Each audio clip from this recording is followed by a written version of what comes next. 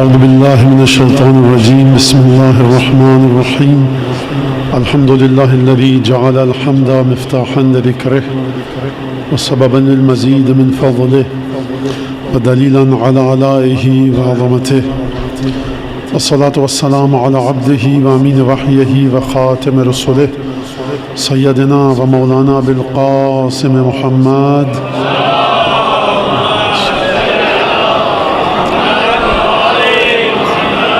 وعلى أهل بيته الطيبين الطاهرين الذين أذهب الله عنهم الرجس وطهرهم تطهيرا.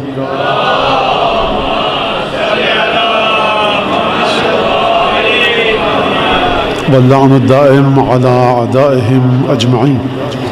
أما بعد، فقد قال الله الحكيم في كتابه المجيد: أعوذ بالله من الشيطان الرجيم.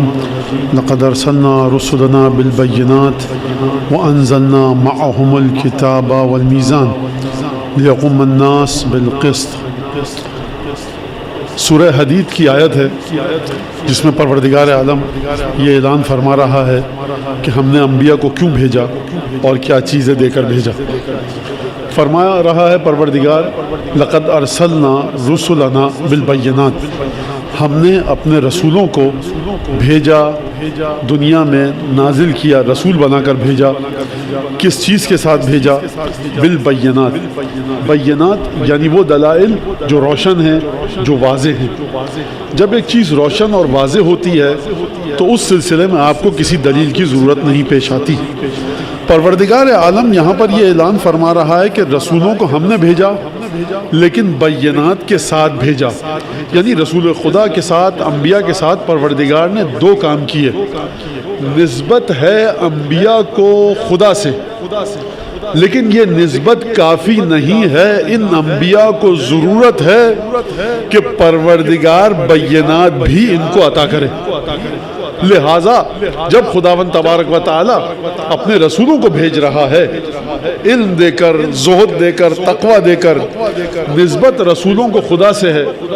خدا نے رسولوں کو رسول بنایا، خدا نے رسولوں کو دنیا میں بھیجا، لیکن اس کے باوجود خدا کی حکمت کا تقاضا یہ ہے کہ ان کو ایسے کھلے، روشن، واضح اور صاف کلیئر دلائل دے کر بھیجا جائے جن کو خدا کہے بینات. لقد ارسلنا رسلنا بالبینات وانزلنا معهم الکتاب والمیزان. لیکن جب بینات دے کر بھیجا تو خدا نے اسی بات پر اکتفا نہیں کیا. خدا نے یہ نہیں کہا کہ کافی ہیں بینات، بلکہ فرمایا وانزلنا، ہم نے ان کے ساتھ ساتھ نازل کیا. کس کو؟ کتاب کو بھی اور ترازو کو بھی. ہم نے کتاب کو بھی نازل کیا اور ترازو کو بھی. اس کا مطلب یہاں پر یہ ہے کہ آپ یہ کہہ کر اپنی جان نہیں چھوڑا سکتے کہ ہم نے قرآن پر عمل کر لیا، قرآن پر عمل کر لیا. اگر آپ نے قرآن پر عمل کیا تو ایک ترازو بھی ہے جو آپ کے عمل کو تول کر بتائے گا کہ آپ کا عمل قرآن کے ساتھ ہے کہ نہیں ہے. لہٰذا جب خداوند تبارک و تعالی یہ فرمائے قرآن مجید میں کہ رسولوں کو ہم بھیج رہے ہیں، لیکن رسولوں کو صرف ہم نے نہیں بھیجا بلکہ بینات کے ساتھ بھیجا. بینات کے ساتھ بھیجا یہ بات کافی نہیں ہے، بلکہ ہم نے کتاب کو بھی نازل کیا. جب ہم نے کتاب کو نازل کیا تو اس کے ساتھ ساتھ ہم نے ایک ترازو بھی نازل کیا. لہٰذا اب آپ کو یہ کہنے کا حق نہیں ہے کہ ہمارے لیے قرآن کافی. جو کہے گا ہمارے لیے قرآن کافی، اس کی یہ بات اس آیت سے ٹکرا رہی ہے. قرآن اس وقت کافی ہوگا کہ جب آپ کے عمل کو قرآن کے مطابق، اگر آپ کی دعویٰ کریں کہ ہمارا عمل قرآن کے مطابق ہے، تو کوئی تو ایسا ترازو ہو کہ جو پیمانہ ہو، معیار ہو یہ بتلانے کا کہ آپ جو اس آیت سے یہ نتیجہ اخذ کر رہے ہیں یہ اس ترازو کے مطابق ہے کہ جس کو خدا نے بھیجا. نوجوان بچوں کے چہرے نظر آ رہے ہیں مجھے. آپ گئے کسی دکان پر، اس نے کہا کہ یہ دیکھیے سونے کی ڈلی ہم نے دی، سونے کی اینٹ دی اور یہ 20 گرام کی ہے. آپ گئے پرچون کی دکان پر، آپ نے کہا بھیا تول کے دکھانا ذرا 20 گرام کی ہے. وہ کہے گا سرکار یہاں دال چاول تلتا ہے، سونے کی ڈلی نہیں تلتی. تو فرق کیا ہے؟ فرق یہ ہے کہ رتی برابر بھی اگر سونا کم اور زیادہ ہوا تو میرا ترازو ڈیٹیکٹ نہیں کر پائے گا، میرا ترازو ڈیٹیکٹ نہیں کر پائے گا. اور دوسرا مسئلہ تو 1 گرام میں کیا فرق پڑتا ہے؟ کہے گا سرکار یہ دال چاول نہیں ہے جو 4-5 دانے کم اور زیادہ ہوگا تو مسئلہ حل ہو جائے گا، یہ ہے سونا، قیمت میں زمین سے آسمان کا فرق آ جائے گا. ہیرے کی مثال بھی یہی ہے، قیمتی دھاتوں کی مثال یہ ہے، تمام کی تمام چیزوں کی مثال یہ ہے. آپ گئے ایئر فورس میں پائلٹ کا امتحان دینے، ہر لحاظ سے فٹ تھے، آپ کی نظر 6x6 نہیں تھی، آپ 100 میٹر دور کی چیز کو ذرا سا دھندلا دیکھتے ہیں، آپ سبز رنگ کو پیلا دیکھتے ہیں. کیا ہو گیا؟ کیا سرکار کئی کروڑ ڈالر کا جہاز آپ کو دینا پڑے گا؟ دنیا میں تو آپ سائیکل چلا سکتے ہیں، زمین پر موٹر سائیکل چلا سکتے ہیں، لیکن جب آپ خلاؤں میں ہواؤں میں جائیں گے تو یہ جو آپ کی نظر ذرا سی جس کو کہتے ہیں کلر بلائنڈ ہے نا، تو یہ بڑا مسئلہ کر دے کہ ہم آپ کو جہاز اپنا نہیں دے سکتے. تو خدا جب انبیاء کو بھیجے گا اور انبیاء کو قرآن دے گا تو خدا اس کو اپنے قرآن کی تعلیمات سونپ دے گا، جس کو یہ نہ پتا ہو کہ دیوار کے پیچھے ہو کیا رہا ہے. جس کو درود بھیجا امیر المؤمنین کی بارگاہ میں بلند آواز.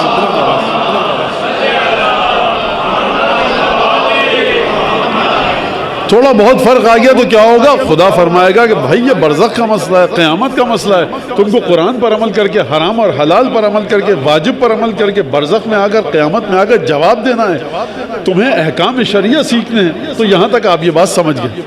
اب اگلی بات جو ہے، اب یہاں پر ایک بات آ گئی ترازو کی اور دوسری بات آ گئی بینات کی.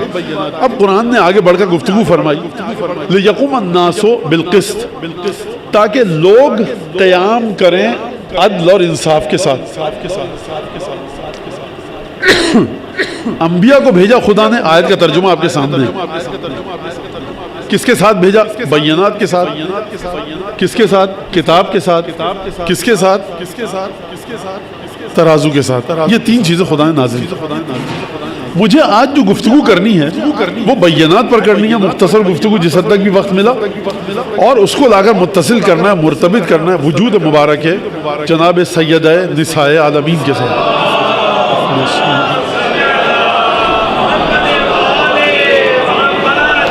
لہٰذا دیکھیں کہاں تک بات آگے بڑھ پاتی ہے.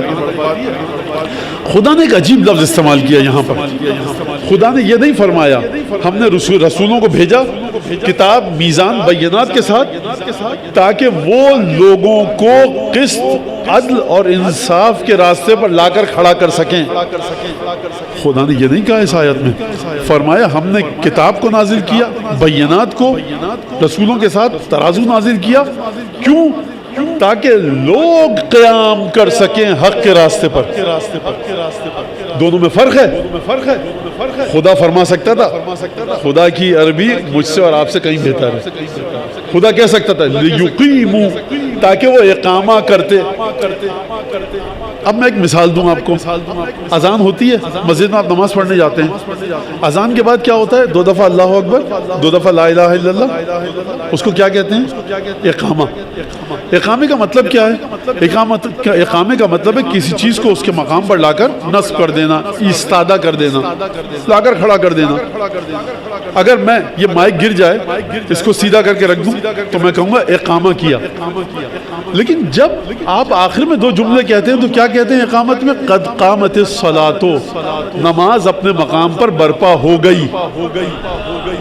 پروردگار عالم یہاں پر یہ نہیں فرما رہا کہ انبیاء آ کر لوگوں کو عدل و انصاف اور قسط کے راستے پر لا کر کھڑا کریں.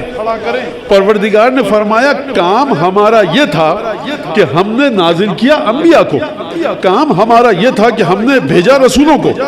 اور کس چیز کے ساتھ بھیجا؟ کتاب کے ساتھ بھیجا، ترازو کے ساتھ بھیجا، بینات کے ساتھ بھیجا. بینات آپ سن لیا آپ نے مجھ سے کہ واضح اور روشن دلائل، واضح اور روشن معجزے. میں آپ کے لیے کتنے گھنٹے کی تقریر کروں کہ یہ ثابت کروں کہ دن نکل چکا ہے؟ آپ کے مولانا تقریر کی ضرورت ہی نہیں ہے. یہ دیکھ لیجیے آپ، یہ دیکھیے یہ. اچھا کبھی میں کہوں گا دن نکل آیا کہ نہیں؟ آپ اشارہ کر دیں گے. اتنا واضح ہے سورج کا وجود کہ خوب توجہ کیجئے گا.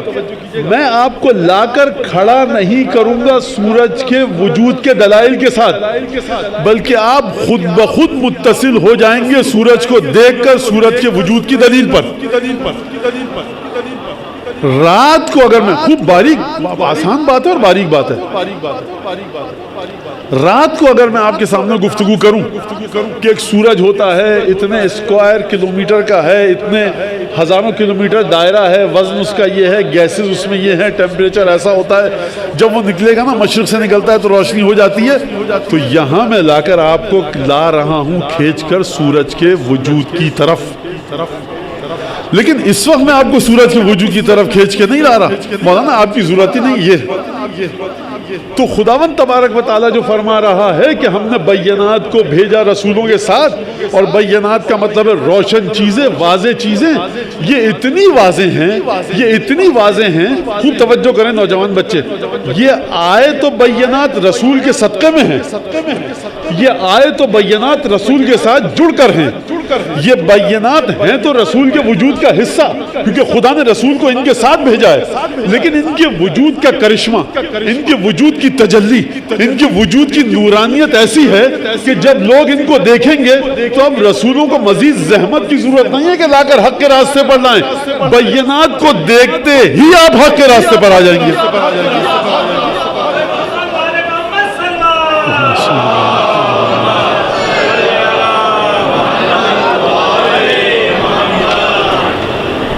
یہاں تک اگر آپ بات کو سمجھ گئے تو اب آپ کے ذوق ازا کی خاطر یہ بیان کر رہا ہوں میں.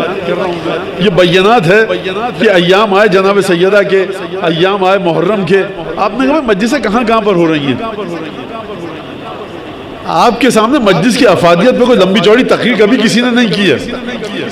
یہ آپ کے وجود میں خداوند تبارک و تعالیٰ نے ودیت کیا ہے کہ آپ خود بخود مسجد کی طرف کھنچ کر چلے آتے ہیں.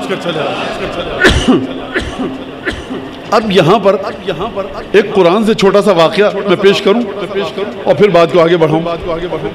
جناب موسیٰ اور ہارون علیہ السلام آئے فرعون کے دربار میں، گفتگو ہوئی، بحث ہوئی، مباحثہ ہوا، معجزات دکھائے، سب کچھ. کہا کہ بھئی یہ دونوں بھائی بہت بڑے جادوگر ہیں. کہیں بھی آپ کو دکھے نا کہ انبیاء کی اولادوں پر کوئی جادو کا الزام لگا رہا ہے تو یاد رکھیے گا یا وہ فرعون ہے یا فرعون کی نسل سے ہے. درود پڑھیں جناب سیدہ کی بارگاہ میں.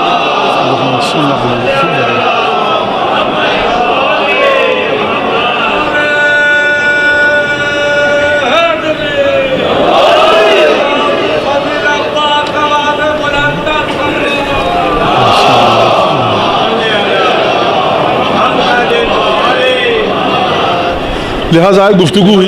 کہا بھئی یہ دونوں بہت بڑے جادوگر ہیں اور انہوں نے جادو کے ذریعے یہ سب کام کیا ہے. اب کوئی فرعون سے پوچھے کہ یہ اگر جادوگر ہوتے اور دنیا حاصل کرنا چاہتے تو تمہیں نے تو کل ان کا مذاق اڑایا تھا کہ ہاتھ میں بدنما لاٹھیاں ہیں، موٹے چھوٹے کپڑے پہن کر آئے ہیں، بوسیدہ لباس پہن کر آئے ہیں، غربت و فقر و فاقے کا شکار ہیں. اگر یہ جادوگر ہوتے اور تمہاری دنیا ہتھیانا چاہتے تو جادو کے ذریعے پتھروں کو سونے میں تبدیل نہیں کر لیتے. یہ جادو کے ذریعے تمہارے مریدوں کو، تمہارے متقدین کو اپنے پاس نہیں لے آتے. عقل سے تو کام لو ذرا. لیکن نہیں، بہرحال فرعون نے کہا کیا کیا جائے؟ مقابلہ کرواؤ ہمارے دربار کے جادوگروں کا. سرکار دربار کے علماء انبیاء کا اور اولاد انبیاء کا مقابلہ نہیں کر سکے تو دربار کے جادوگر کیا خاک کریں گے؟ لہذا آئے. کہا کہ کیا ہے سرکار؟ فرعون نے کہا بھائی بہت بڑا جادوگر ہے، قرآن میں واقعہ موجود ہے. یہ کہا کہ یہ ہے جو کرے گا تم کیا کرو گے؟ کہا کہ ہمارا سامنا کیا جائے تو پھر دیکھیں گے اس کے جادو کو ہم باطل کریں گے. کہا کہ ٹھیک ہے. اَإِنَّ لَنَا أَجْرًا إِن كُنَّا نَحْنُ الْغَالِبُونَ. کیا فرعون ہمیں کوئی اجر بھی ملے گا اگر ہم کامیاب ہو گئے؟ فرعون نے کہا اجر بھی ملے گا اور دربار میں تمہیں عزت بھی ملے گی. اس کا مطلب یہ ہے کہ جادوگروں کو احساس ہو چکا تھا کہ معاملہ کسی معمولی شخصیت سے نہیں ہے. اگر یہ تعریفات اور توصیفات جو فرعون بتا رہا ہے ان دو بھائیوں کی اگر یہ سچ ہے اور یہ جادوگر ہیں تو اس کا مطلب ہے کوئی بہت بڑا ہیں. تبھی انہوں نے کہا اِنَّ لَنَا أَجْرًا, اجر ملے گا کچھ. سرکار آپ دربار کے پیٹ نوکر ہیں تو پھر کیا بات نہیں, وہ تو مہینے کی سیلری ہے. اب جو مقابلہ ہوگا وہ بہت بڑے جادوگر کے ساتھ ہوگا, لہٰذا ہم کو اجر ملنا چاہیے. فرعون نے کہا بالکل ملے گا اجر, اور تمہیں ہم مقربین درگاہ میں سے بھی قرار دیں گے. آئے پھر کہا کہ بھائی تم پھینکو, تمہارے پاس کیا ہے, ہمارے پاس یہ ہے.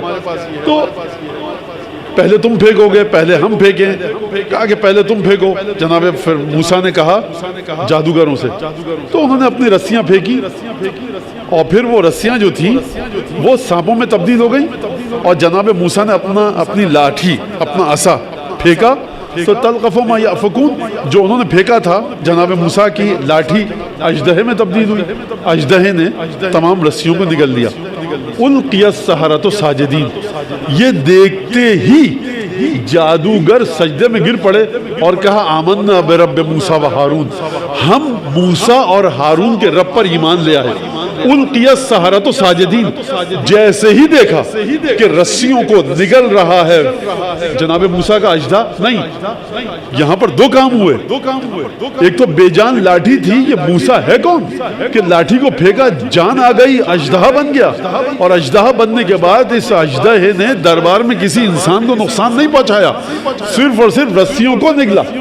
رسیوں کو نگلنے کے بعد جب انہوں نے دیکھا کہ یہ واقعہ ہوا ہے تو خدا قرآن میں فرما رہا ہے القی السحرۃ ساجدین, خود بخود گر پڑے جادوگر سجدے میں اور یہ کہا آمنا برب موسیٰ و ہارون, ہم موسیٰ اور ہارون کے رب پر ایمان لے آئے. تو آپ نے توجہ فرمائی کہ بینات ہے کیا؟ بینات یہ ہے کہ جب موسیٰ نے اپنی لاٹھی پھینکی, لاٹھی تبدیل ہوئی اژدہے میں, اژدہے نے جادوگروں کی رسیوں کو نگلا. تو پھر موسیٰ نے کوئی دلیل بیان نہیں کی جادوگروں سے کہ ہم پروردگار کے پیغمبر ہیں. لیقوم الناس بالقسط, جس طرح سے لوگوں کو انبیاء کے معجزات دیکھ کر خود بخود صحیح رستے پر آ جانا ہے, اسی طرح سے جادوگر بھی صحیح رستے پر آ گئے. اور قرآن نے جو لفظ استعمال کیا وہ پیسو وائس ہے. یعنی کیا مطلب, یہ نہیں کہ قرآن نے کہ ہم نے جادوگروں کو سجدے میں گرا دیا, فرمایا القی السحرۃ ساجدین, جادوگر خود بخود سجدے میں گر پڑے. تو اب آپ کی سمجھ میں آیا لیقوم الناس بالقسط, خود بخود لوگ آئیں گے بینات کو دیکھ کر. معجزہ اتنا واضح, اور کہا آمنا برب موسیٰ و ہارون. یہ واقعہ آپ نے یہاں تک سنا, اب ذرا واپس چلیے, آسمانوں کی سیر کرا رہا ہے قرآن آپ کو. کہا کہ دیکھو اذا نفخت فیہ من روحی وسویتہ ونفخت فیہ من روحی فقعوا لہ ساجدین, جب میں پتلا بنا دوں ایک بہترین تعادل توازن بیلنس کے ساتھ, بڑا خوبصورت, بڑا پرکشش, اور لفظ میں کیا استعمال کروں, اور نفخت فیہ من روحی, اور اپنی روح سے اس میں پھونک دوں روح کو, فقعوا لہ ساجدین, فوراً سجدے میں گر جانا. فسجد الملائکۃ کلہم اجمعون الا ابلیس, ملائکہ نے سجدہ کیا, ابلیس نے نہیں کیا. اس کا مطلب ہے کہ بینات کو دیکھ کر میرا کوئی نوجوان بچہ عزادار فرش عزا پہ بیٹھا ہوا یہ سوال نہ کرے کہ مولانا پھر یہ امام حسین کے سامنے 30,30,000 کا لشکر کیوں تھا, کیا مولا حسین کے ہاتھ میں بینات نہیں تھے, کیا امام مجتبیٰ کے ہاتھ میں بینات نہیں تھے, یہ جو جنگیں ہو رہی ہیں امیر المومنین کے ساتھ کیا امیر المومنین کے پاس بینات نہیں تھے؟ بھائی دکھا دیتے بینات کو تو سارا کا سارا لشکر دمشق کا سجدے میں گر جاتا. سید الشہداء بینات کو دکھا دیتے تو واقعہ کربلا نہ ہوتا. امام مجتبیٰ بینات کو دکھا دیتے تو یہ امام مجتبیٰ کے خلاف سازشیں نہ ہوتی. امام رضا بینات کو دکھا دیتے تو مامون اپنی اوقات پر آ جاتا, بنو عباس بنو امیہ اپنی اوقات پر آ جاتے. تو مولانا یہ جو آپ بات کر رہے ہیں تو یہ تو بینات وارث موسیٰ نہیں ہے. آپ تو پڑھتے ہیں نا السلام علیکہ یا وارثہ موسیٰ کلیم اللہ. جب آپ یہ پڑھتے ہیں تو بینات دکھائے تو سرکار اس کا جواب یہ ہے کہ بینات جو ائمہ کے پاس ہیں یہ کس کی طرف سے آئے ہیں؟ خدا کی طرف سے. جب عالم غیب میں ابلیس نے خدا کی بات نہ مانی تو کیا خدا کے پاس بینات نہیں تھے؟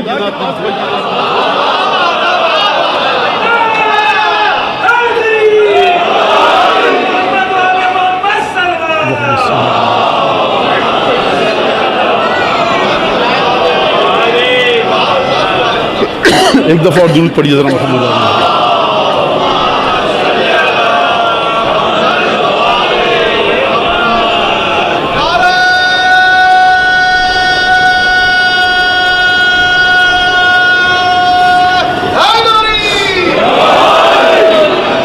اس کی وجہ یہ ہے کہ بینات کو دیکھنے کے لیے کچھ نہ کچھ فرشتوں جیسی طہارت چاہیے.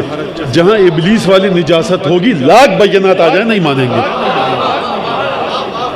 لہذا حور میں تھی وہ طہارت آ گیا, زہیر قین میں تھی طہارت آ گئے. حضرت امیر المومنین نے خطبے دیے صفین کے لشکر کے سامنے. 15 دن تک 10 دن تک جو تاریخ سے ملتا ہے واضح نہیں لکھا ہوا 15 دن, جو میری سمجھ میں آتا ہے تاریخ پڑھ کے کہ 1 ہفتہ 10 دن 12 دن مولا کائنات نے پڑاؤ ڈالا اور خطبے دیتے رہے. تو 10 لوگ لشکر کو چھوڑ کر آئے. مطلب پورا لشکر کیوں نہیں آ گیا؟ سرکار پورے ملائکہ نے سجدہ کیوں نہیں کر لیا؟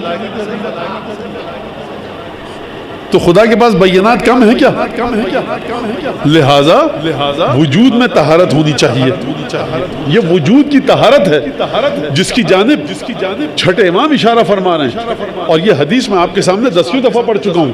فرمایا چھٹے امام نے من وجد فی قلبہ برد حبنا اہل البیت, جو بھی ہم اہل بیت کی محبت کی ٹھنڈک کو, اہل بیت کی محبت کو نہیں, ہم اہل بیت کی محبت کی ٹھنڈک کو.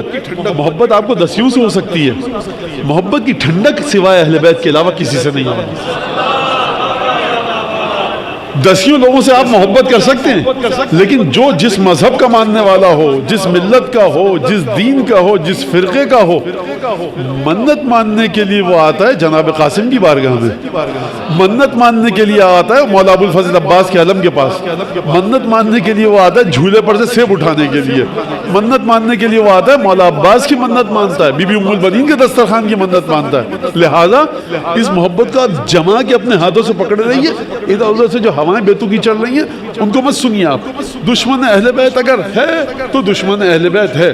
اب وہ والدین بڑا اچھا کہتا تھا, رکوع لمبے کرتا تھا, سجدے کرتا تھا. سرکار 6000 برس تو کسی بھی دشمن اہل بیت نے نماز نہیں پڑھی ہے.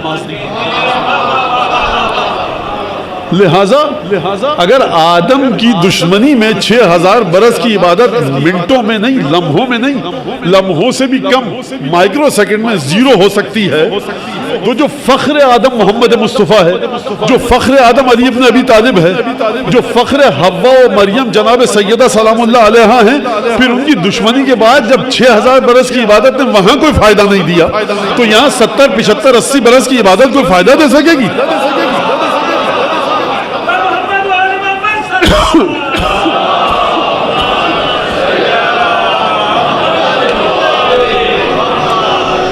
مرحلہ بڑے اچھے طریقے سے طے ہو گیا. اور سچی بات بتاؤں, میں آپ کے سامنے اعتراف جرم کروں اپنا ایک, کہ میں بڑا پریشان تھا کہ بڑا خشک موضوع ہے یہ اس طرح سے جو میں پیش کر رہا ہوں. سمجھ میں آئے گا کہ نہیں آئے گا؟ نوجوان بچے بھی ہیں, بھارت بزرگ جو ہیں میرے ہم عمر جو ہیں یا مجھ سے بزرگ, وہ اس طرح کی باتیں سن لیتے ہیں, سمجھ لیتے ہیں. لیکن الحمدللہ نوجوانوں کے چہرے پر بھی میں آنکھوں میں چمک دیکھ رہا ہوں. اس کا مطلب ہے کہ ان کی بات سمجھ میں آ رہی ہے. تو اب میں بات کو زیادہ تفصیل میں کیوں لے کر جاؤں, یہیں سے میں براہ راست آتا ہوں اس مقام کی طرف کہ جس مقام تک میں آپ کو لے کے آنا چاہتا تھا. اہل بیت علیہم الصلاۃ والسلام کے سلسلے میں درود پڑھیں محمد علیہ محمد.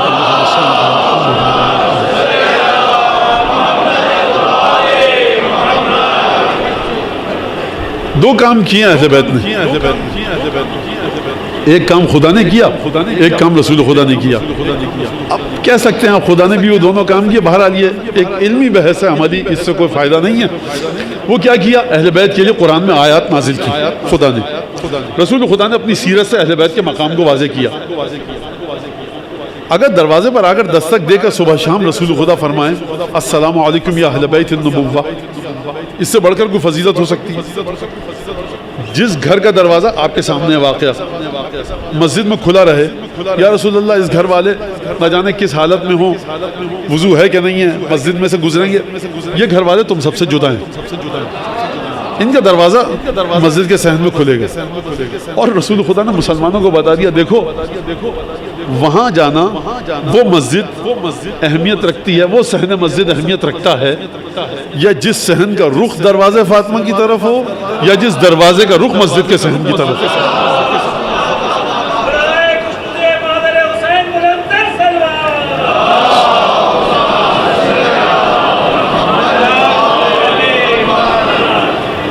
ایک دفعہ اور درود بھیجیں محمد.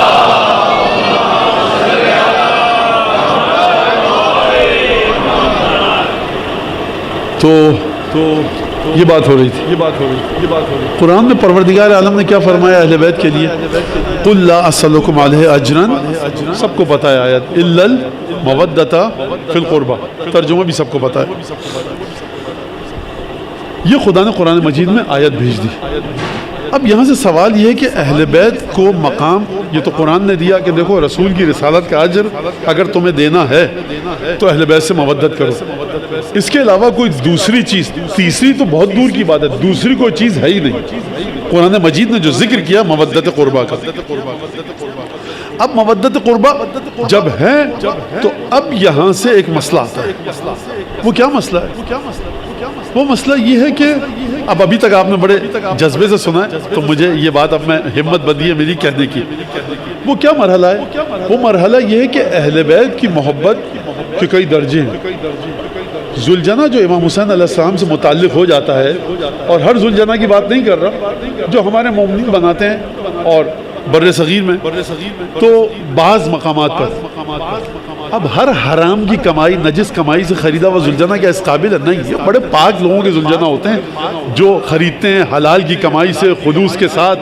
تو جو واقعات ہیں وہ ایسے ہیں کہ جگہ کا بھی نام پتہ ہے مجھے، ضلع بھی پتہ ہے، گاؤں بھی پتہ ہے، لوگ بھی پتہ ہیں. یہاں پر میں نہیں بتانا چاہتا کہ اس گاؤں کے غیر مسلم بھی جب وہ ذوالجناح گلی سے گزرتا ہے تو اپنی دال اور چاول کی بوریاں کھول کر اس کے سامنے رکھتے ہیں غیر مسلم کہ یہ ایک دو دفعہ منہ مار لے تو اس مہینے کی آمدنی بڑی اچھی ہو جائے گی.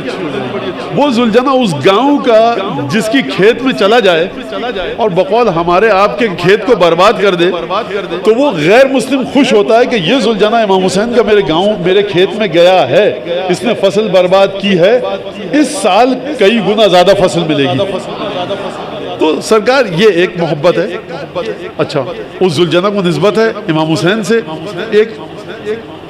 ایک نسبت یہ ہے. اور جو امام حسین کا ذوالجناح تھا اس کو ایک خاص محبت تھی امام حسین سے. مقاتل میں جا کر پڑھیا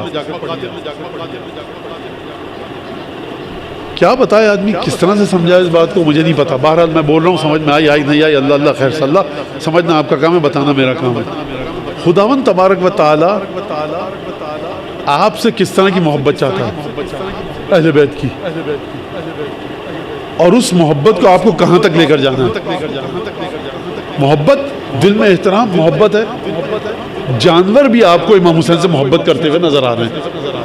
پیڑ اور پودے امام حسن مجتبیٰ کا حکم مانتے ہوئے نظر آ رہے ہیں.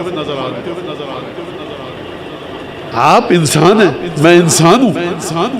کس مرحلے پر محبت جائے؟ ہم بڑی محبت کرتے ہیں، امام حسین کا ذکر آتا ہے آنسو نکلنے لگتے ہیں. تو یہ تو بر صغیر کے بعض ذوالجناح بھی کرتے ہیں. آپ کہاں پر آگے ہیں جانوروں حیوانات کی محبت سے؟ لہذا جناب امیر المؤمنین نے فرمایا نہج البلاغہ میں، دیکھیے جتنے مظاہر ہیں نا، مظہر یعنی جس کے ذریعے آپ محبت اہل بیت کو ظاہر کرتے ہیں، اگر ان کا تعلق اہل بیت سے نہ ہو تو آپ کا عمل ہے آپ سے اس کا تعلق ہے. سمجھیے، جانیے، بوجھیے، اپنے دماغ میں درک میں شعور میں لانے کی کوشش کیجئے کہ ائمہ معصومین نے محبت کے کن رسومات کو ہم کو سکھایا ہے. بنیادی ترین چیز جو اہل بیت کے بارے میں فرمائی حضرت امیر المؤمنین نے نہج البلاغہ میں فرمایا کہ دیکھو وَأَنزِلُوهُمْ بِأَحْسَنَ مَنَازِلِ الْقُرْآنِ وَرِدُوهُمْ وُرُودَ الْهِمَ الْإِعْطَاشِ. فرمایا اہل بیت کو قرآن نے جن بہترین فضیلتوں پر رکھا ہے تم بھی اہل بیت کو وہاں رکھو. یعنی اہل بیت کے بارے میں کسی مقام کا تعین کرنے کا تم میں کوئی حق نہیں ہے، چھین لیا گیا تم سے حق. قرآن نے یہ کام کیا ہے. بھائی مرکز اہل بیت ہے ذات جناب سیدہ کی. نکاح کا وقت آیا، کئی لوگ آئے نکاح کا پیغام لے کر. اب رسول خدا رحمت للعالمین ہے، کیا جملہ کہتے کسی سے؟ اب وہ جملے جو ہم اور آپ کہہ سکتے ہیں رسول خدا کی شان کے مطابق نہیں ہے. جب اصرار زیادہ بڑھا تو رسول خدا نے کیا فرمایا؟ وہ جملہ فرمایا جس کا معنی یہ ہے میرے الفاظ میں کہ دنیا کے ہر کافر غیر مسلم باپ کو جو حق ہے اپنی بیٹی پر، خدا نے فاطمہ کے سلسلے میں وہ حق بھی مجھ سے چھین لیا. میں حکم خدا کا انتظار کروں. یا رسول اللہ آپ کا امتی معمولی سا, اس کا مرج تقلید بھی آ کر باپ بیٹی کے بیچ میں دخل نہیں دے سکتا, حیثیت نہیں ہے مرج تقلید کی کوئی یہاں پر. آپ کو اختیار ہے اپنی بیٹی کا نکاح کرنے کا, بیٹی کی مرضی کے ساتھ, بیٹی کی بھی مرضی ہو آپ کی بھی. اب وہ فقہی مسائل ہیں, وہ جا کر توضیح مسائل میں پڑھیے. تو جب خداوند تبارک و تعالیٰ فاطمہ کا ذکر آئے اور فاطمہ زہرا کی زندگی کا اہم ترین موڑ پر رحمت للعالمین سے حق کو سلب کر لے اور کہے کہ محمد ہمارے حکم کا انتظار کرو میرے الفاظ میں, تو مجھ کو اور آپ کو حق ہے کہ اہل بیت کے مقام کو, عظمت کو اپنی عقل کے مطابق سمجھے. ہر شخص جہاں سے آئے منہ اٹھا کر کہے کہ صاحب یہ اہل بیت کے سچے محب ہیں, وہ اہل بیت کے سچے محب ہیں, اور آپ اس کے بعد یہ کرکٹ کا میچ نہیں ہے سرکار, مین آف دی میچ کسی کو بنا دیا آپ نے, اچھی ٹیم کون سی ہے, یہ سب چیزیں جو آپ کی یہاں آ گئی ہیں. پرائڈ آف پرفارمنس بہترین ذاکر کا, پرائڈ آف پرفارمنس بہترین نوحہ خان کا. نوحہ خان کی ہمارے شان یہ ہے, 800 سال ہو گئے بر صغیر میں عزاداری کو آئے ہوئے. نوحہ خان کی شان یہ ہے کہ جس نے ایک دفعہ نوحہ 100 سلام مرثیہ پڑھ لیتا تھا, وہ کسی سیاسی لیڈر کے گھر پہ جا کے کوئی ترانہ نہیں پڑھتا تھا, شیروانی میں پیون لگ جاتے تھے, لیکن مولا حسین کے علاوہ کسی کے دروازے پہ نہیں جاتا تھا.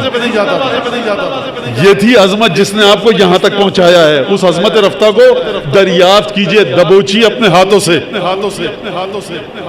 مجھے آپ کہیں گے آ کر کہ مولانا ہم سب متفق ہیں کہ آپ بہترین ذاکر ہیں, فرض کیجئے.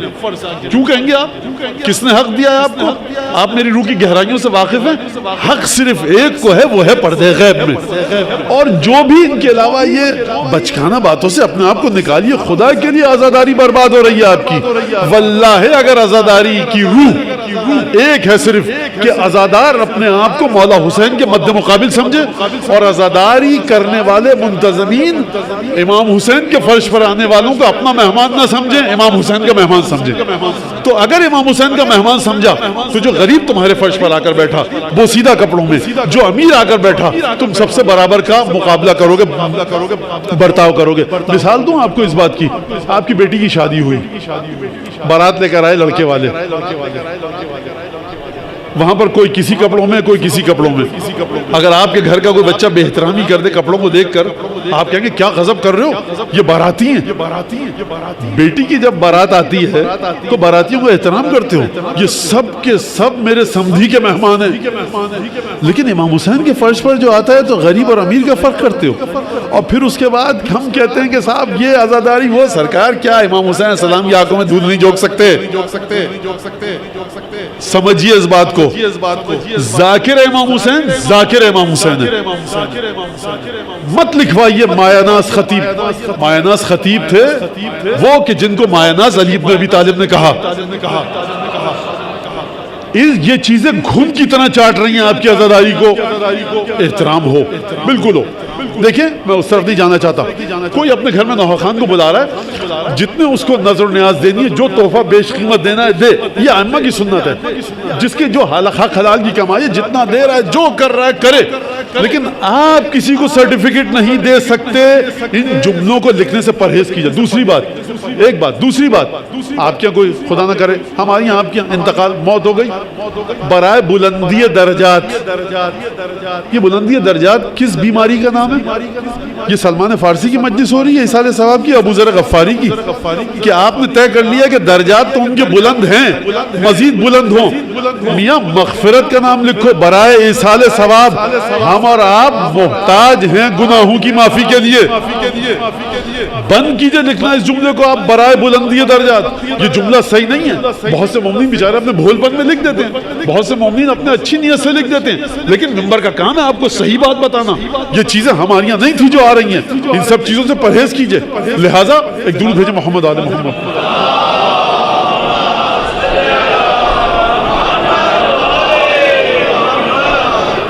ہر چیز کو جب اہل بیت کو جناب امیر فرما رہے ہیں کہ انزلوہم احسن منازل القرآن, اہل بیت کو قرآن کی بہترین منزلوں پہ رکھو. اور پھر اس کے بعد کیا فرمایا اہل بیت کے بارے میں جناب امیر نے فرمایا ہم عیش العلم و موت الجہل یخبرکم حلمہم عن علمهم وصمتهم عن حکم منطقهم وظاہرهم عن باطنهم. بخدا یہ کلام معجزہ ہے اور یہ کلام بتا رہا ہے کہ جناب امیر کی لسان مبارک سے نکلا ہے. اہل بیت کے بارے میں جملے سنیے گا. فرمایا جناب امیر نے نہج البلاغہ میں یخبرکم ہم عیش العلم. اہل بیت علم کی زندگی ہے. آپ کو زندہ کرتا ہے علم اور اہل بیت کو علم زندہ نہیں کرتا. اہل بیت علم کو زندہ کرتے ہیں. اہل بیت علم کی حیات ہے. وہ موت الجہل. اہل بیت جہل کی موت ہے.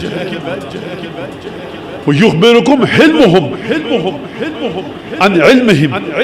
ان کی صبر، ان کی برداشت، ان کا تحمل، ان کی پیشنس، ان کی ٹالرنس، ان کا حلم، ان کی بردباری، ان کی شکیبائی، ان کی صبوری تمہیں خبر دے گی ان کے علم کا.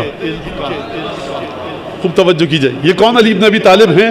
یہ وہ ہمارے اور آپ کے جناب امیر المومنین ہیں جو یہ فرما رہے ہیں نہج البلاغہ میں تکلموا تعرفوا، بات کرو پہچانے جاؤ. یہ میرے اور آپ کے لیے. اہل بیت کے لیے کیا ہے؟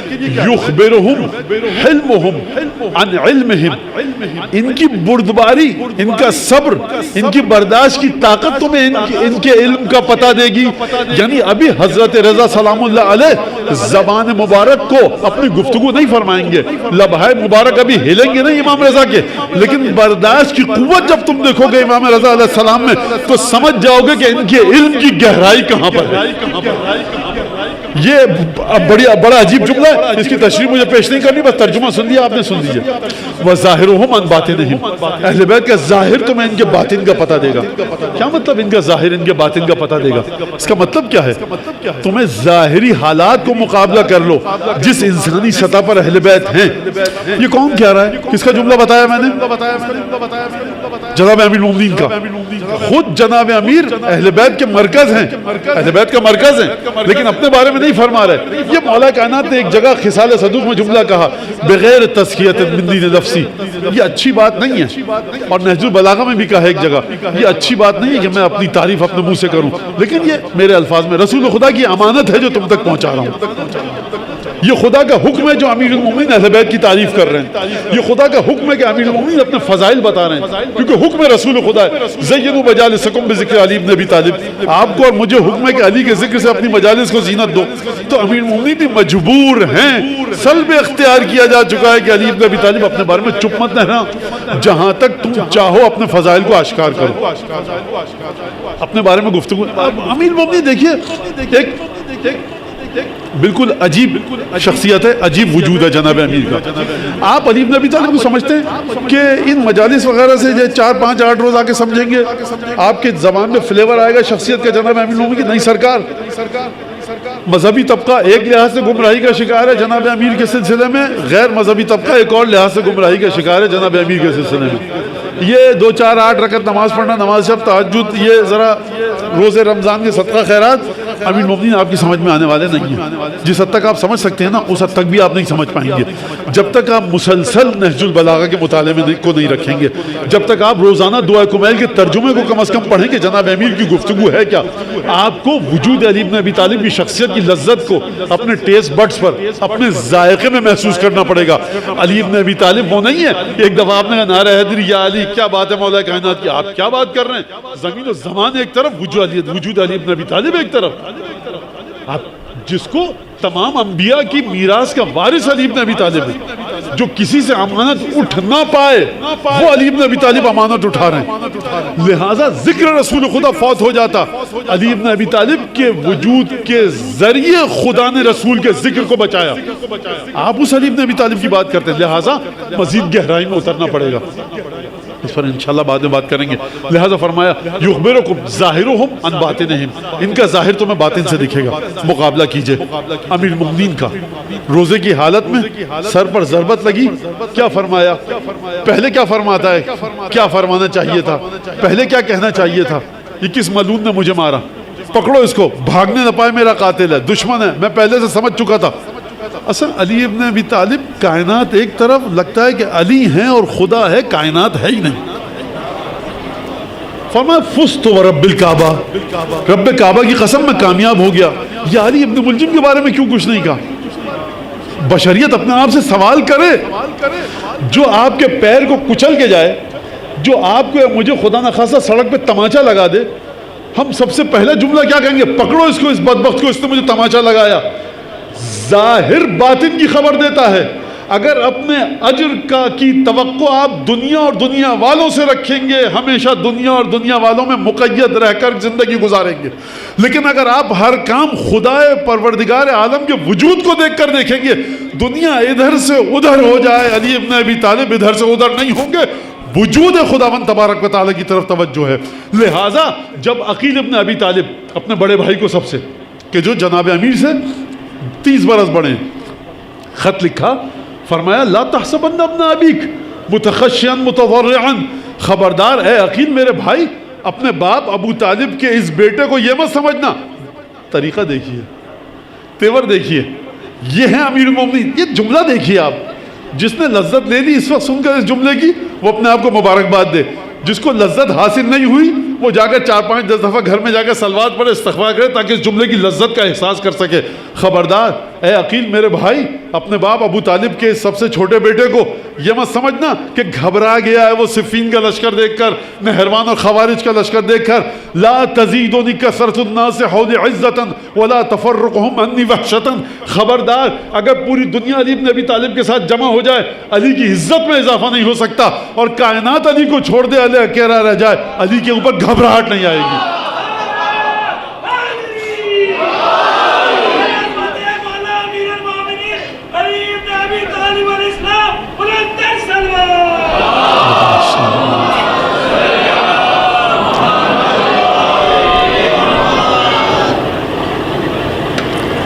یہ میں جوش خطابت میں نہیں کہہ رہا، بخدا دونوں ہاتھوں سے پکڑیے فضائل امیر المومنین کو. اس شخصیت کی فضائل کی لذت کو اپنی زبان پر احساس کرنے کی عادت ڈالیے. اتنی آسانی سے یہ شخصیت گرفت میں نہیں آئے گی بشر کے. فرمایا فزت ورب الکعبہ، یہ ہے اہل بیت امیر المومنین. یخبرکم ظاہرہم عن باطنہم، ان کا ظاہر تمہیں باطن کی خبر دے گا. سر پر لگی ہے ضربت، ٹیورا کر زمین پر گریں، مٹی اٹھائی، زخم میں ڈالی اپنے. فزت ورب الکعبہ، اور فرمایا بسم اللہ وباللہ وفی سبیل اللہ وعلی ملت رسول اللہ. خدا کے نام کے ساتھ، خدا کے مذہب کے ساتھ، رسول خدا کے نام کے ساتھ، رسول خدا کے دین کے ساتھ. یا علی ابن ملجم کی تو خبر لائیے. کہاں ابن ملجم؟ یہاں پر رک جائیے، اب یہاں رک جائیے. فضیلت کا یہ پہلو 19 اور 21 رمضان کو اللہم لعن قتلت امیر المومنین کہنے سے کہیں آپ کو دور نہ کر دے. وہ امیر المومنین ہیں، اپنے قاتل کو وقت نہیں دے رہے. یہ آپ کی ذمہ داری ہے کہ قاتل علی ابن ابی طالب سے بغض رکھیں. علی ابن ابی طالب نام ہے خدا کے ہاتھ کا. یہ عیسائی کو بھی خیرات دیتا ہے، یہ کافر کو بھی دیتا ہے، یہ دوست کو بھی دیتا ہے، یہ دشمن کو بھی دیتا ہے. خوب اچھی طرح سے اس جملے کو اپنے ذہن میں اتارو، خوب اچھی طرح سے، خوب سکون کے ساتھ آ جاؤ، توجہ رکھو. ابن ملجم کی مشکیں جو کسی ہوئی ہیں، ہاتھ بندھے ہوئے ہیں. کہا کہ بیٹا ذرا سا ڈھیلا کر دو اس کی رسیوں کو. شربت آیا، کہا اس کو دیا سحری کے وقت، کہا پہلے اس کو پلاؤ. یہ واقعہ علی ابن ابی طالب کی کرامت کی دلیل ہے. آپ کی ذمہ داری کا تعین نہیں کر رہا کہ کل آپ غفلت میں آ جائیں مولا کی کرامت کو دیکھ کر کہ اب ہم ابن ملجم کو کیسے لعنت کریں. ابن ملجم میں کوئی تو اچھائی ہوگی. آپ اچھائیوں کو دیکھیے. اگر دشمن تھے تو آپ یہ بھی تو دیکھیے وہ نماز پڑھتا تھا. آپ یہ بھی تو دیکھیے کہ داڑھی تھی. آپ یہ بھی دیکھیے جمعے کی نماز میں جاتا تھا. ارے جمعے ہفتے کی نماز آپ کے منہ پر پڑھے. علی ابن ابی طالب کو ضربت لگائی، 6000 کے 6 کروڑ برس کی عبادت اکارت. لہٰذا علی ابن ابی طالب اگر کسی کے ساتھ مہربانی کے ساتھ برتاؤ کریں تو وہ مولا کائنات کا لیول ہے. آپ کا لیول یہ اللہم لعن قتلت امیر المومنین واصحابہ. آپ کا لیول یہ کہ اللہم لعن اول ظالم ظلم حق محمد وآل محمد وآخر تابع له علی ذلک. آپ کا لیول یہ ہے کہ قل لا اسألکم علیہ اجرا الا المودۃ فی القربہ. علی ابن ابی طالب نام ہے خدا کے ہاتھ کا. خدا کافر کو بھی اولاد دیتا ہے، خدا ملحد کو بھی اولاد دیتا ہے، خدا دہریے کو بھی اولاد دیتا ہے۔ اگر سڑک پر اس شہر میں کوئی دہریہ چل رہا ہو، آکسیجن اس کے لیے ختم نہیں ہوتی، لہٰذا اس کے سانس لینے سے یہ مت سمجھیے گا خدا محبت کرتا ہے۔ علی ابن ابی طالب اگر کسی کی مدد کریں، محبت کے ساتھ پیش آئیں، تو یہ مت کہیے گا ابن ملجم کتنا اچھا آدمی تھا۔ آپ اپنی ذمہ داری کو دیکھیے جو علی ابن ابی طالب نے آپ کو بتائی۔ خدا نے شیطان کو مہلت نہیں دی کیا؟ خدا نے کہا کہ انک من المنذرین الی یوم یبعثون، قیامت تک کے لیے تجھے مہلت دی، جا جا کر گمراہ کر لے۔ خدا شیطان سے کتنی محبت کرتا ہے کہ زندگی لمبی دے دی۔ خدا کہے گا یہ امتحان تھا، تمہارے لیے ذمہ داری یہ ہے کہ ہمیشہ پڑھو اعوذ باللہ من الشیطان اللعین الرجیم۔ ہماری کرامت یہ ہے کہ اگر مانگے گا تو دیں گے۔ ہماری کرامت کا تمہاری عبادت سے کیا تعلق؟ خوب سمجھیے غور سے اس بات کو۔ لہذا فرمایا یخبرہم علمہم عن حلمہم وصمتہم عن حکم منطقہم، اور ان کی خاموشی تمہیں بتائے گی کہ ان کی گفتگو کتنی مضبوط ہے۔ خاموشی گفتگو کا پتہ کیسے دے گی؟ گفتگو کا پتہ دیتی ہے۔ یہاں پر بہت بڑا کوئی مقرر بیٹھ جائے، آ کر بہت بڑا کوئی زبردست عالم چپ چاپ بیٹھا رہے، آدھے گھنٹے تک اتر جائے، اور میں آپ سے کہوں دیکھا کتنا زبردست عالم تھا، آپ کے مولانا اس نے کوئی بولا ہی نہیں۔ جناب امیر فرما رہے ہیں اہل بیت کے بارے میں، یخبرکم صمتہم عن حکم منطقہم، کہ ان کی خاموشی تم کو بتائے گی کہ ان کی منطق، ان کی گفتگو کتنی مستحکم ہے۔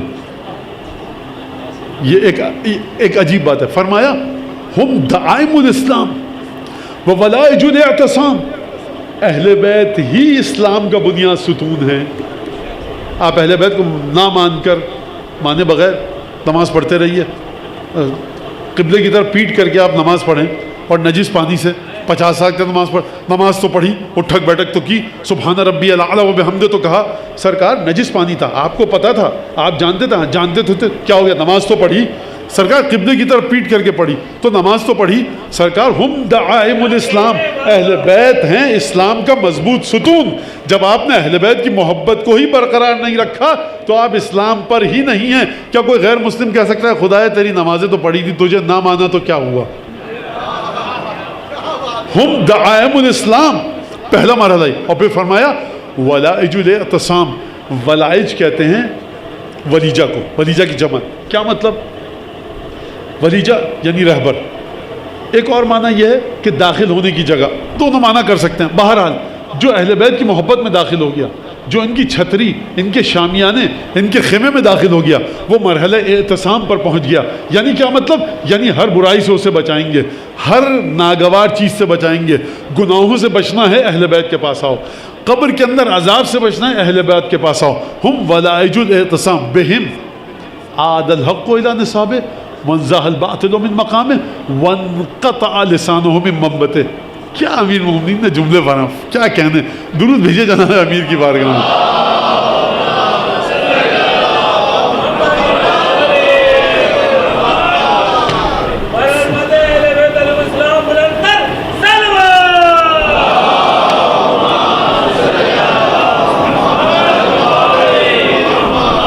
بہم عاد الحق الى نصابه، خوب توجہ کیجیے گا جملے پر، مولا کائنات کے جملے پر، صرف اور صرف ان کے ذریعے۔ جب مولا کہہ رہے ہیں صرف اور صرف اہل بیت کے ذریعے، تو پھر اب کسی کی جگہ بچی نہیں ہے۔ صرف اور صرف اہل بیت کے ذریعے حق اپنی مطلوبہ مقدار کو حاصل کرتا ہے۔ اگر میں نماز پڑھ رہا ہوں اور پڑھا رہا ہوں، جمعے کی نماز بھی، خطبے بھی دے رہا ہوں، زکوٰۃ بھی بانٹ رہا ہوں، اہل بیت سے نفرت ہے، تو دیکھیں مولانا کو نعوذ باللہ اہل بیت سے بغض تو ہے، لیکن زکوٰۃ تو بانٹی، نماز تو پڑھی۔ امام فرما رہے ہیں، مولا فرما رہے ہیں، حق اپنی جو مقدار خدا کی نظر میں ہے اس وقت اپنے مقام پر آتا ہے کہ جب اہل بیت کے ساتھ ہو۔ بہم عاد الحق الی نصابہ وانزاح الباطل من مقامہ، اور باطل نیست و نابود ہو جاتا ہے اس کی بنیاد اہل بیت کے ذریعے۔ اور پھر فرمایا، یہ جملہ سنیے، وانقطع لسانہ عن من منبتہ، اور اہل بیت کے ذریعے باطل کی زبان کی جو اگنے کی جگہ ہے نا، وہاں سے زبان کھینچ لی جاتی ہے۔ یہ اہل بیت کا طریقہ. اب یہاں تک آپ آ گئے. اب ان اہل بیت کے بارے میں فرمایا خدا نے, کیا فرمایا؟ قُلْ لَا أَسْأَلُكُمْ عَلَيْهِ أَجْرًا إِلَّا الْمَوَدَّةَ فِي الْقُرْبَى. بالکل آخری دقائق اور آخری لمحے ہیں, میں نتیجہ دوں. شروع میں آیت کیا پڑھی تھی میں نے؟ لِيَقُومَ النَّاسُ بِالْقِسْطِ. کیا کہا تھا میں نے؟ اب انبیاء کھینچ کر لوگوں کو نہیں لائیں گے. انبیاء تبلیغ بھی کی, انبیاء نے بیان بھی کیا, وہ ایک الگ گفتگو, لیکن بینات کو دیکھ کر لوگ خود بخود آئیں گے. یہ نقطہ آپ کے ذہن میں ہے کہ نہیں ہے؟ لیقوم, لوگ خود بخود قیام کریں گے حق اور قسط اور عدل و انصاف کے ساتھ. کس کو دیکھ کر؟ بینات کو دیکھ کر. اور خدا نے کیا فرمایا؟ قُلْ لَا أَسْأَلُكُمْ عَلَيْهِ أَجْرًا إِلَّا الْمَوَدَّةَ فِي الْقُرْبَى. مودت کے علاوہ کچھ نہیں مانگتا تم سے اہل بیت کی. اگر خدا نے مودت کو واجب کیا تو ادھر زمین پر آ کر, عالم ظاہر میں بشری اور انسانی سطح پر آ کر اہل بیت نے اس آیت کی لاج رکھی. کیا مطلب لاج رکھی؟ یعنی خود فاقے کیے, امت کا پیٹ بھرا. خدیجہ نے دولت لٹائی, خود بھوکی سوئی, امت کا پیٹ بھرا. فاطمہ زہرا نے فاقے کیے, امت کا پیٹ بھرا. علی بن ابی طالب نے انفاق کیا, امت سکون سے سوئے. لاج رکھی. سب سے بلند ترین چیز جو آپ کو اہل بیت کی زندگی میں نظر آئے گی, صدقات, خیرات اور انفاق ہے, اہل بیت نے کیا. کیا مطلب؟ یعنی مودت کے موجبات, اسباب, ریزنز, فیکٹرز, ایلیمنٹ, وجوہات, اسباب کو فراہم کیا کہ اے بد نصیبو, اگر اس آیت کے باوجود اہل بیت سے محبت نہیں کر رہے تو ہماری زندگی کو دیکھو. کیا تم نے مدینے میں ہم سے سوائے نیکی, بھلائی, احسان اور خوبی کے کچھ اور دیکھا یا نہیں؟ کچھ نہیں دیکھا. تو بد نصیبوں میں محبت کیوں نہیں کی؟ اس کا مطلب یہ کہ اہل بیت کا عمل حجت کو لوگوں سے چھین رہا ہے کہ کل میدان قیامت میں کوئی یہ نہیں کہہ سکتا مدینے کا مسلمان کہ ہم نے اہل بیت سے اس لیے محبت نہیں کی کہ ان کی نماز روزے ذرا ناقص تھے. خدا کہے گا یہ نماز روزے ان کے ناقص تھے. وہ پروردگار کیونکہ یہ جنگ میں نہیں جاتے تھے, جنگ میں اہل بیت نہیں جاتے تھے. خدایا صدقات نہیں تھا ان کی زندگی میں, مسلمانوں کی زندگی مفلسی کے ساتھ گزرتی تھی. علی بن ابی طالب کے گھر میں مال غنیمت تھا تو علی بن ابی طالب مرغ و متنجن کھاتے تھے. خدا کہے گا علی بن ابی طالب مرغن غذائیں کھاتا تھا, جو کی روٹی نمک کے ساتھ, یہ مرغن غذائیں. یہ بتاؤ تم کو علی بن ابی طالب کی کس چیز نے بغض میں مبتلا کیا؟ جسٹیفائی تو کرو بغض علی کو. خدایا مسئلہ یہ تھا کہ علی بن ابی طالب نے رسول کی مدد نہیں کی. ہم رسول سے محبت کرتے تھے, علی بن ابی طالب نے رسول سے مدد نہیں کی. کس پوائنٹ پر آ کر انسان اپنے بغض کو مولا کے ساتھ جسٹیفائی کرے گا؟ کس مقام پر, کس چیز کے ذریعے آ کر انسان اہل بیت کے ساتھ اپنے بغض کی وجہ بھیجے گا؟ خدایا میں نے صبح کی نماز نہیں پڑھی, سوتا رہ گیا, تھکا ہوا تھا, ٹھیک ہے. خدایا بیمار تھا, ہمت نہیں ہو روزہ رکھنے کی, ٹھیک ہے, بعد میں قضا کر لی تھی, ٹھیک ہے. اہل بیت میں کیا نظر آیا جو تم نے بغض رکھا؟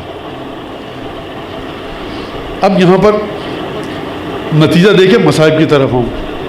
خود درود بھیجے محمد آدم.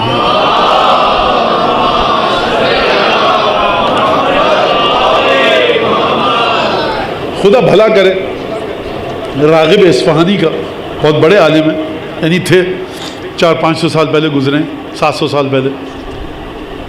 انہوں نے کتاب لکھی ہے مفردات راغب کے نام سے, جس میں قرآن کے مشکل الفاظ کے معنی کیے ہیں. ڈکشنری نہیں لکھی, باقاعدہ تجزیہ و تحلیل کیا ہے. انہوں نے یہ لکھا ہے.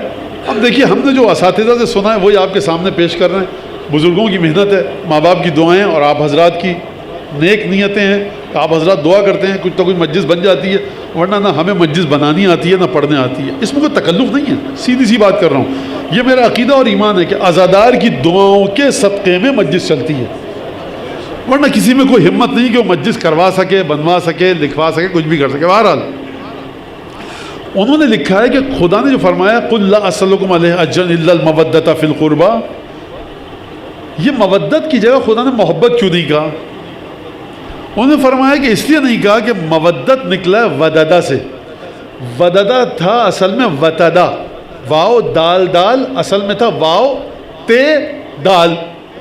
یہ وتدہ کیا ہوتا ہے؟ وتد کہتے ہیں اس چیز کو جو دو چیزوں کو آپس میں جوڑ دے. خدا نے قرآن میں فرمایا والجبال اوتادا, ہم نے پہاڑوں کو کیل کی طرح زمین میں ٹھوک دیا. یعنی اب پہاڑ زمین سے جڑا ہوا ہے, جہاں جہاں زمین جائے گی وہاں پہاڑ جائے گا. محبت ہوتی ہے دل میں پسندیدگی کے جذبات کو رکھنا. مودت یہ ہے کہ جس طرح پہاڑ زمین سے جڑ گیا تم اس کیل کی طرح اپنی روح کو اہل بیت سے جوڑ لو کہ جہاں اہل بیت ہیں وہاں ہم ہیں. اور یہ چیز آپ کو کہاں پر نظر آئے گی؟ کیا میں کہوں بی بی زینب میں استغفر اللہ، میں بی بی زینب کو اہل بیت سے جدا سمجھ ہی نہیں رہا تو جوڑوں. ابو الفضل عباس میں حاشا وکلا نعوذ باللہ، ابو الفضل عباس کی شخصیت اس کے کہیں بعد سلمان فارسی اور ابو ذر غفاری اور میثم اور مقداد آتے ہیں. اگر آپ کو دیکھنا ہے نا مودت اہل بیت تو اس بیوی میں دیکھیے کہ جو گھر میں خادمہ بن کے آئی، خوب توجہ، خادمہ بن کے آئی. بھئی یہ ہمارا طریقہ ہے کہ جو ہمارے آقاؤں سے آقا زادیوں کے ساتھ احسان کرے گا ہم اس کا ذکر کریں گے. اچھا اسی حد تک کریں گے جس حد تک ہمیں اجازت ہے، ورنہ ہمارے یہاں مقام سے جناب مریم سے آگے جناب فضہ کو میں نہیں کہہ سکتا، جناب سارہ سے آسیہ سے نہیں کہہ سکتا آگے. قرآن نے جہاں رکھا، اہل بیت نے جہاں رکھا وہیں رکھی. جب کوئی خاتون یا مرد نوکر بن کر آئے گھر میں، گھر والے بڑا اچھا سلوک کریں، مخمل اور کم خواب کا بچھونا دیں، مرغن غذائیں ملیں، الاؤنسز اچھے ملیں، کمرہ ہو اچھا، ایئر کنڈیشنر، ہیٹر، جب چاہا اونٹ گھوڑے سواری کے لیے تیار، اس نوکر کو بڑا، تو یہ نوکر کو وفادار ہونا چاہیے. جناب فضہ معجزہ ہے پنجتن کا، وہ یہ کہ گھر میں ملا کیا جو کی روٹیاں، گھر میں ملا کیا رات کو اسی بچھونے پر سو رہی ہیں کہ صبح کو جس بچھونے پر اونٹ کو چارہ دیا جا رہا ہے، کنویں کا پانی پی رہی ہیں، کبھی فاقہ ہے کبھی کھانا ہے. اس کے باوجود اس طرح سے جڑی مودت قربہ کہ کربلا تک آئیں ساتھ نہیں چھوڑا. یہ ہے مودت قربہ کی علامت. ابو الفضل عباس کو آپ کہیں کہ مودت بالکل ہے مودت، لیکن میں بات کر رہا ہوں جو باہر سے آئے. تو لہٰذا اس طرح سے خداوند تبارک و تعالیٰ اہل بیت کے ساتھ جڑنے کا حکم دے رہا ہے. ایک اور بات عرض کروں اور مصائب کی طرف آؤں، کس کے ساتھ جڑنے کا حکم دے رہا ہے؟ اہل بیت کے ساتھ. دوبارہ پوچھوں گا آپ سے، کس کے ساتھ؟ اہل بیت کے ساتھ.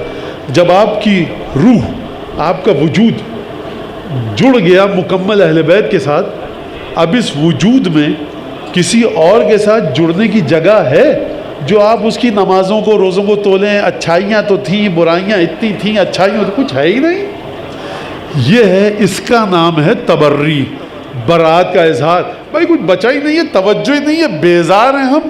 کوڑا کرکٹ سڑک پہ پڑا ہوتا ہے، آپ نے کبھی گزرتے ہوئے سوچا کہ ڈنڈی لیں تھوڑی سی، کچھ تو کرے دیں، شاید کوئی قیمتی چیز ہو. ارے مولانا چھوڑیے، آپ کو کیا جو چاہیے مجھے بتا دیجیے، آپ مت اتریے گاڑی سے، آپ کرے دیں. ارے ہم کوڑے کرکٹ سے بیزار ہیں مولانا. ہو سکتا ہے کہ 58 54 اس میں پڑی ہو سکتا ہے کہ کوئی موبائل پڑا ہو اس میں، ہو سکتا ہے سونے کی کوئی انگوٹھی ہو، چاندی کی، ہو سکتا ہے کچھ مل جائے آپ کو اس میں، ہو سکتا ہے کوئی قیمتی چیز ہو سکتا ہے کسی کا کوئی ڈاکومنٹس ہو. ہمیں کوڑے کی طرف دیکھنا ہی نہیں.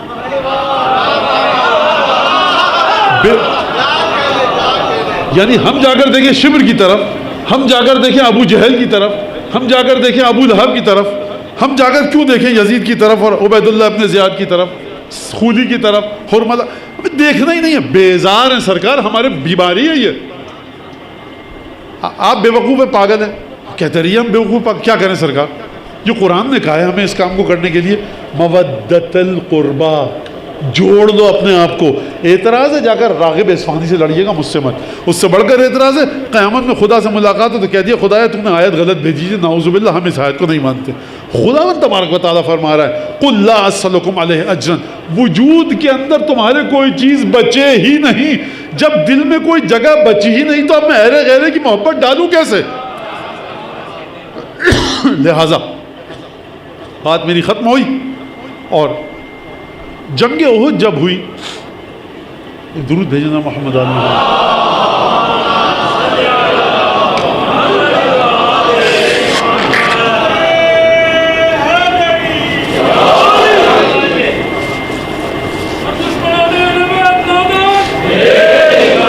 جب کہ جنگ احد ہوئی تو رسول خدا کی ایک رشتہ دار خاتون ہے کہ جن کے حمزہ ماموں لگتے تھے رسول خدا کے چچا. آپ سمجھ گئے؟ پھوپھی زاد اور ماموں زاد بھائی بہن. ہماری اردو کی اصطلاح میں. وہ آئیں. یہ زینب بنت جہش کی بہن تھی، حنطہ بنت جہش. آئیں رسول خدا کے پاس. جنگ احد میں 70 کے قریب مسلمان شہید ہوئے اور کافی اکابرین صحابہ شہید ہوئے، بڑے برجستہ برگزیدہ، جس میں سے سب سے بڑھ کر برگزیدہ ترین صحابی رسول خدا کے چچا جناب حمزہ. آئیں. اب یہ کس کے پاس آ رہی ہیں خاتون؟ اپنے ماموزاد بھائی کے پاس، رسول خدا کے پاس. اس خاتون کے حمزہ کون ہیں؟ ماموں. رسول خدا کے ہیں چچا. کہا کہ آجر اللہ آجرک اللہ. خاتون آ کر بیٹھی. کہا کہ تمہارے بھائی، تمہارے ماموں کے سلسلے میں تمہیں تعزیت پیش کرتا ہوں. آجرک اللہ. پوچھا فیمن یا رسول اللہ؟ یا رسول اللہ کس کی آپ تعزیت پیش کریں؟ ابھی تک خبر پھیلی نہیں ہے مدینے میں کہ کون کون شہید ہوا. کہا کہ تمہارے ماموں اور میرے چچا.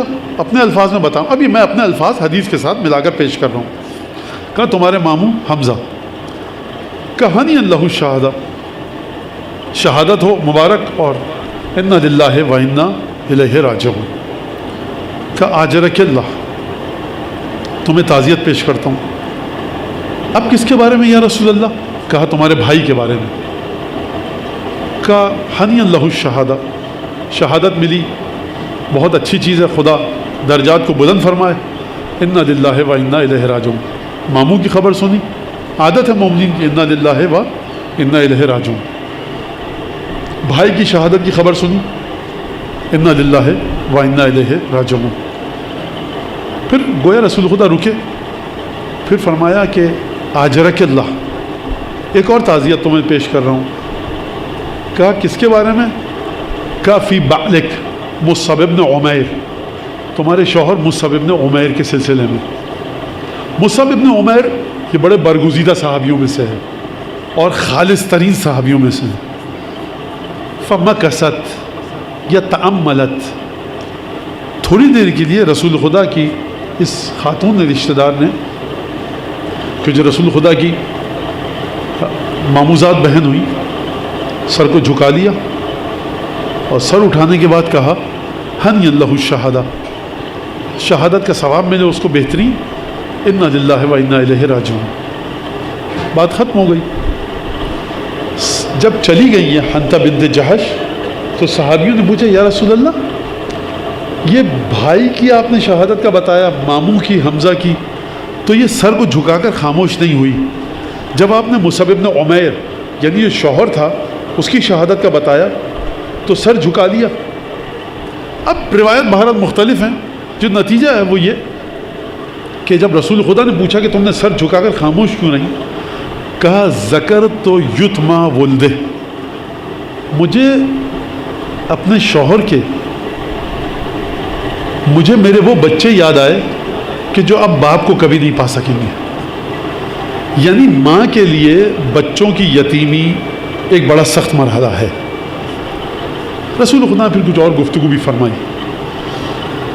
لہٰذا ہم اس بی بی کی یاد منانے کے لیے جمع ہوئے ہیں جو جب دنیا سے جا رہی تھی تو امیر المومنین کو جو وصیتیں کی وہ اپنے بچوں کے بارے میں کی، اور جو یہ روایت کے الفاظ ہیں کس طرح سے رسول خدا جب دنیا سے گئے تو ایک تو بی بی کو اپنی یتیمی کا خیال اور دوسرے حسن حسین کی یتیمی کا.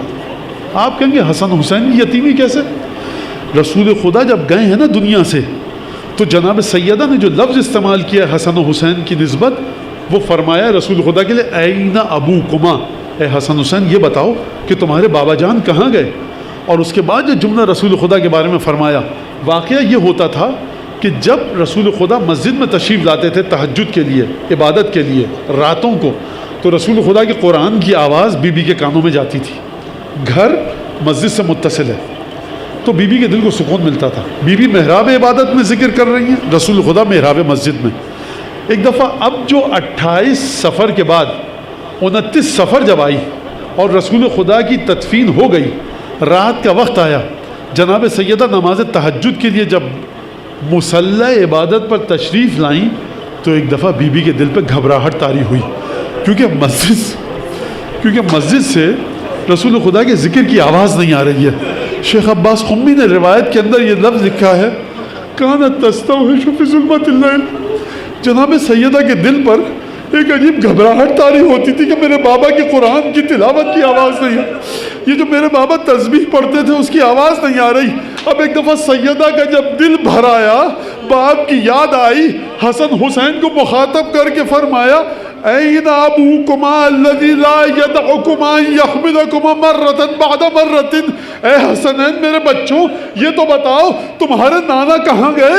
جب تم کو دیکھتے تھے کبھی حسین کو سینے سے لگاتے تھے، کبھی حسن کو سینے سے لگاتے تھے، اور پھر فرمایا لا اراکما ان تفتح الباب، اے بچوں میں نے کبھی نہ دیکھا کہ تم نے نانا کے لیے گھر کا دروازہ کھولا ہو اور نانا نے تمہیں زمین پر پیدل چلنے دیا ہو۔ میں کہوں گا اے سیدہ کاش آپ مدینے میں ہوتی کہ آپ کے وہ بچے کہ جن کو آپ کے بابا سینے سے لگاتے تھے، آپ کا ایک بیٹا خون کی قے کرتے ہوئے دنیا سے گیا، ایک بیٹا سوکھے لبوں کے ساتھ شبر کے خنجر گلے پر پھرا، نو کے نیزہ پر سر ہے۔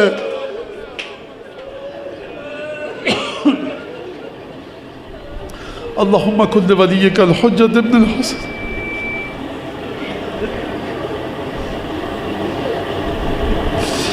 صلواتک علیہ وعلی آلہ کل صلوات قائد وناصر المدنی وعید حتی تسکت وکمتیاں فیہا طویلا۔ پروردگار اس ناچیز ذکر کو اس ناچیز سے حضرت حجت کی بارگاہ میں قبول فرما۔ رسول خدا جناب خدیجہ امیر المومنین حسن و حسین بارہ امام چاردہ معصومین خاصتاً حضرت حجت کے لیے تعزیت تسلیت کا باعث قرار دے۔ حضرت حجت کے دل سے ہر دکھ کو دور فرما اور خوشی عطا فرما، ہمیں ان کے انصار اعوان میں شامل فرما، بانی مجلس سے، حاضرین سے، مومن مومنات سے اس عبادت کو قبول فرما۔ قیامت تک کے لیے ہماری نسلوں میں پروردگار محبت محمد آل محمد اور تولا اور تبرک کو قائم و دائم رکھ، عزاداری سید مظلوم کو قائم و دائم رکھ۔ دعاؤں کی قبولیت کے لیے ایک دفعہ درود پڑھیے اور ان سب کے لیے دعا کیجیے کہ جنہوں نے مجھ سے آپ سے دعا کی درخواست کی ہے، کوئی بیمار ہے، پریشان ہے، مریض ہے، مالی مشکلات ہیں، گھروں میں مختلف مشکلات ہیں، پروردگار ان کی تمام مشکلات کو بحق مظلومیت فاطمہ زہرا دور فرما۔ دعاؤں کی قبولیت کے لیے بلند آواز سے درود بھیج دیجیے۔